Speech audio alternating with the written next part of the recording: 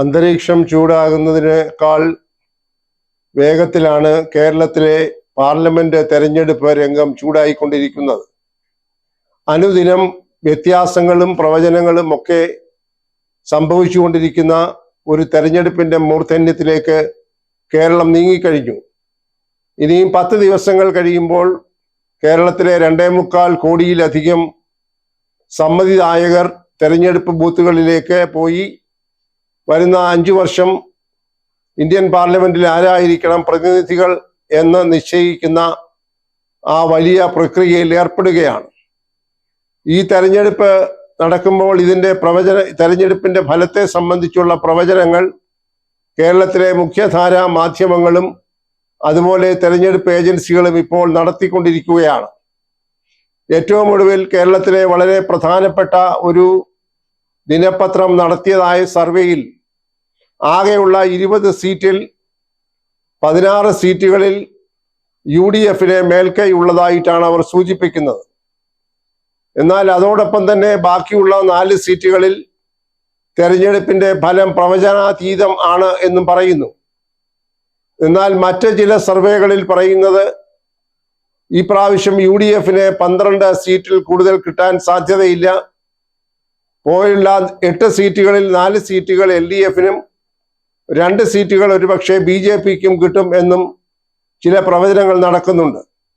ഇതിൽ നിന്നെല്ലാം നാം മനസ്സിലാക്കേണ്ടത് ഇതെല്ലാം ഊഹാപോഹങ്ങളുടെയും ചില പ്രത്യേക സങ്കേതങ്ങളുടെയും അടിസ്ഥാനത്തിലുള്ള വിലയിരുത്തലുകളാണ്. എന്നാൽ ഓരോ ദിവസം കഴിയും തോറും ഇതിൽ മാറ്റം മറിച്ചിലുകൾ ഉണ്ടാകുന്നു എന്നുള്ളതാണ് യഥാർത്ഥമായ ചിത്രം. 2019 നടന്നതായ തെരഞ്ഞെടുപ്പിന്റെ ഫലത്തിൽ നിന്ന് വ്യത്യസ്തമായിരിക്കും 2024 തെരഞ്ഞെടുപ്പിന്റെ ഫലം എന്നുള്ളത് ഏതാണ്ട് വ്യക്തമായിരിക്കുന്നു.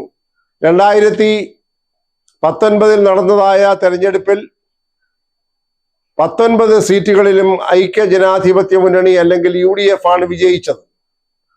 അതിൽ തന്നെ 16 സീറ്റുകൾ ഇന്ത്യൻ നാഷണൽ കോൺഗ്രസും 2 സീറ്റുകൾ മുസ്ലിം ലീഗും അന്ന് UDF-നോടൊപ്പം ഉണ്ടായിരുന്ന കേരള കോൺഗ്രസ് മാണി വിഭാഗവുമാണ് വിജയിച്ചത്. ആലപ്പുഴ സീറ്റ് മാത്രമാണ് അന്ന് 2019 തെരഞ്ഞെടുപ്പിൽ LDF-നെ വിജയിക്കാൻ സാധിച്ചത്.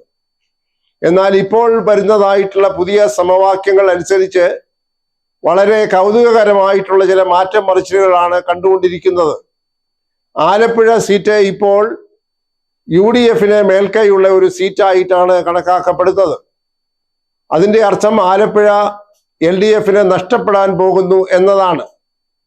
അതോടൊപ്പം നാം കാണേണ്ടത് വടകര, കണ്ണൂർ തുടങ്ങിയതായിട്ടുള്ള ചില മണ്ഡലങ്ങളിൽ നിലവിലുള്ള UDF-ന്റെ സീറ്റ് നഷ്ടപ്പെടാൻ സാധ്യതയുള്ളതായും പ്രവചനങ്ങൾ പറയുന്നു.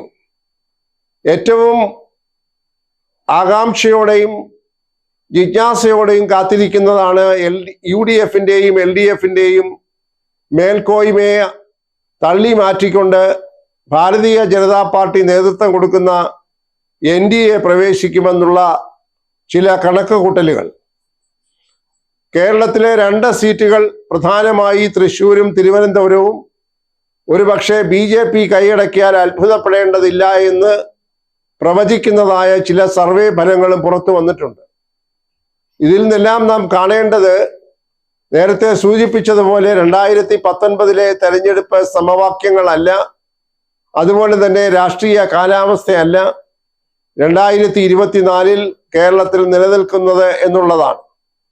ഇനിയും കൃത്യം 10 ദിവസങ്ങൾ മാത്രമേ ഉള്ളൂ തെരഞ്ഞെടുപ്പിന്. ഈ 10 ദിവസങ്ങൾ കൊണ്ട് കേരളത്തെ ആകെ ഇളക്കി മറിക്കുന്ന താരപ്രചാരകർ രംഗത്തിറങ്ങിക്കഴിഞ്ഞു. ഒരുപക്ഷെ കേരളത്തിന്റെ ചരിത്രത്തിൽ ആദ്യമായി 3 മാസത്തിനിടയിൽ ഇന്ത്യയുടെ പ്രധാനമന്ത്രി കേരളത്തിലെ വിവിധ മണ്ഡലങ്ങളിൽ വന്ന് വലിയ കോളിളക്കത്തോടുകൂടിയുള്ള പ്രചരണം നടത്തിക്കൊണ്ടിരിക്കുകയാണ്.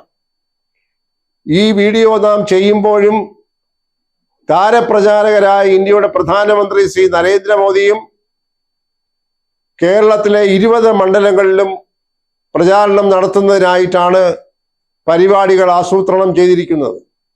ശ്രീമാൻ നരേന്ദ്രമോദി പതിവിന് വിരുദ്ധമായി 2 മണ്ഡലങ്ങളിൽ റോഡ് ഷോയും മഹാസമ്മേളനവും നടത്തിയിരിക്കുകയാണ്, തൃശ്ശൂരും ആലത്തൂരും. അതുപോലെ തിരുവനന്തപുരത്തും കാട്ടാക്കടയും അദ്ദേഹം ഒരു മഹാസമ്മേളനത്തെ അഭിസംബോധന ചെയ്യാനുള്ള ഒരുക്കങ്ങൾ പൂർത്തിയായിരിക്കുകയാണ്. BJPയെ സംബന്ധിച്ചിടത്തോളം അവർ എന്ത് വില കൊടുത്തും കേരളത്തിൽ ഈ പ്രാവശ്യം അക്കൗണ്ട് തുറക്കും എന്നതാണ് അവർ കണക്കിലെടുത്തിരിക്കുന്നത്. അതിനാവശ്യമായിട്ടുള്ള എല്ലാ സജ്ജീകരണങ്ങളും അവർ ചെയ്തുകൊണ്ടിരിക്കുകയാണ്. കേരളത്തെ സംബന്ധിച്ചിടത്തോളം BJPക്ക് ഇതുവരെ ഒരു സ്ഥാനാർത്ഥിയെ പോലും തെരഞ്ഞെടുത്ത് അയക്കാൻ സാധിച്ചിട്ടില്ല. എന്നാൽ വളരെ പ്രാധാന്യത്തോടുകൂടി അവർ 2 മണ്ഡലങ്ങൾ കേന്ദ്രീകരിച്ച് 2 പ്രമുഖരെയാണ് കളത്തിലിറക്കിയിരിക്കുന്നത്. തൃശ്ശൂരിൽ ഒരു സിനിമാ നടനായ ശ്രീ സുരേഷ് ഗോപിയും തിരുവനന്തപുരത്ത് നിലവിലുള്ള മന്ത്രിസഭയിലെ IT മന്ത്രിയായ ശ്രീ രാജീവ് ചന്ദ്രശേഖറുമാണ്. കോടിക്കണക്കിന് രൂപ ചെലവഴിച്ചുള്ള പ്രചരണങ്ങളാണ് ഈ മണ്ഡലങ്ങളിലൊക്കെ നടന്നുകൊണ്ടിരിക്കുന്നത്. BJPയെ സംബന്ധിച്ചിടത്തോളം തെരഞ്ഞെടുപ്പ് ചെലവിന് അവർക്ക് യാതൊരു ബുദ്ധിമുട്ടുമില്ല. കോടികൾ അവർ തെരഞ്ഞെടുപ്പ് ചെലവുകൾക്കായി മാറ്റിവെച്ചിട്ടുണ്ട്. കേരളത്തിൽ ആ തരത്തിലുള്ള ഒരു തെരഞ്ഞെടുപ്പ് പ്രചരണം കൊണ്ട്, പണം ഉപയോഗിച്ചുള്ള ഒരു പ്രചരണം കൊണ്ട് കേരളത്തിലെ ജനങ്ങളുടെ മനസ്സിനെ മാറ്റിമറിക്കാം എന്ന് കരുതുന്നത് അല്പം കടന്ന കൈയാണ്. പ്രബുദ്ധരായ കേരളത്തിലെ രാഷ്ട്രീയ ബോധമുള്ള ജനത, സാക്ഷരതയിൽ മുന്നിട്ട് നിൽക്കുന്ന കേരള ജനത നിശ്ചയമായും പരിപാടികളുടെയും സ്ഥാനാർത്ഥികളുടെ യോഗ്യതയുടെയും അടിസ്ഥാനത്തിൽ തെരഞ്ഞെടുപ്പ് നടത്തുന്ന ഒരു മനോഘടന ഉള്ളവരാണ്.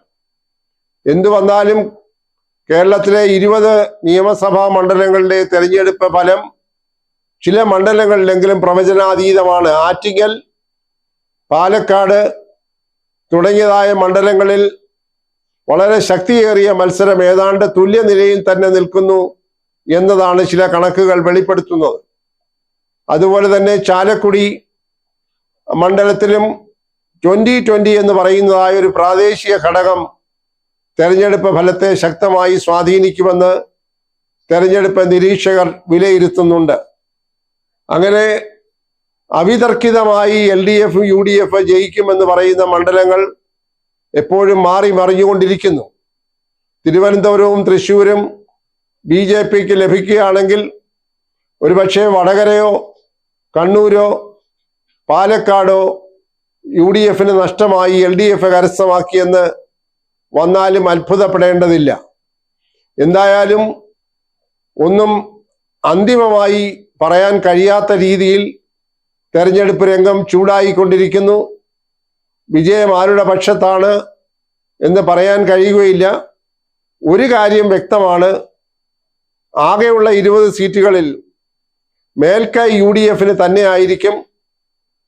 അതായത് നിലവിലുള്ള ഭരണത്തോടുള്ള വിപ്രതിപത്തിയും, അത് കേന്ദ്രത്തിലാണെങ്കിലും ശരി കേരളത്തിലാണെങ്കിലും ശരി, ആ വിപ്രതിപത്തി ഈ തെരഞ്ഞെടുപ്പിൽ കാര്യമായി പ്രതിഫലിക്കും എന്ന് തന്നെ വേണം കരുതാൻ.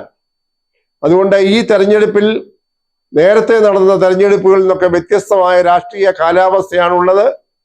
LDFന് ഒരു പക്ഷേ അപൂർവമായ ചില്ലറ നേട്ടങ്ങൾ ഉണ്ടായി എന്ന് വന്നാലും ഒരു നിർണായകമായ രീതിയിൽ അവർ പ്രചരിപ്പിക്കുന്നത് പോലെയുള്ള ഒരു നേട്ടത്തിന് സാധ്യതയില്ല. BJP അട്ടിമറിയിലൂടെ 1 or 2 സീറ്റുകൾ നേടും എന്ന് കണക്കാക്കുന്ന ചില ആളുകളുണ്ട്, ചില ഏജൻസികളുണ്ട്, ചില പ്രീപോൾ സർവേകളും അത് സൂചിപ്പിക്കുന്നു. കേരളത്തിലെ 20 പാർലമെന്റ് നിയോജക മണ്ഡലങ്ങളും വളരെ നിർണായകമായ ഒരു തെരഞ്ഞെടുപ്പിലൂടെയാണ് കടന്നു പോകുന്നത്. അതുകൊണ്ട് തന്നെ പല മണ്ഡലങ്ങളുടെയും ഫലം പ്രവചന അതീതമാണ്. നേരത്തെ കിട്ടിക്കൊണ്ടിരുന്നതായ ഭൂരിപക്ഷമൊന്നും പലപ്പോഴും LDFനാകട്ടെ UDFനാകട്ടെ അതേ നിലയിൽ കിട്ടുമെന്നും കരുതിക്കൂടാ.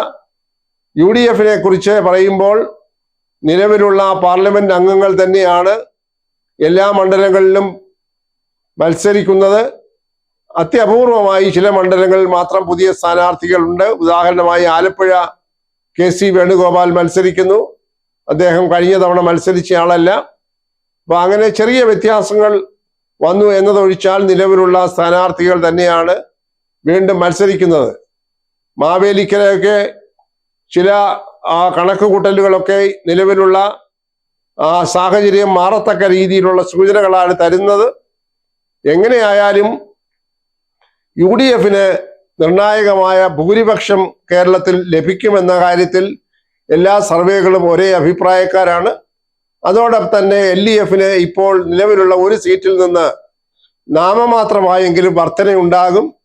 BJP അക്കൗണ്ട് തുറക്കുമോ എന്നുള്ളതാണ് ഏറ്റവും കൗതുകത്തോടെയും ജിജ്ഞാസയോടുകൂടെയും പ്രതീക്ഷയോടുകൂടെയും പൊതുസമൂഹം, കേരളത്തിലെ മാത്രമല്ല ഇന്ത്യയിലെ സമൂഹം ആകെ കാത്തിരിക്കുന്നത്. ഏതാണ്ട് ഒരു അഭിമാന പ്രശ്നമായി തന്നെ ബഹുമാനപ്പെട്ട നരേന്ദ്രമോദിയും കേരളത്തെ തെരഞ്ഞെടുപ്പ് ഫലം കണക്കിലെടുത്തിരിക്കുന്നു എന്ന് വേണം കരുതേണ്ടിയിരിക്കുന്നത്.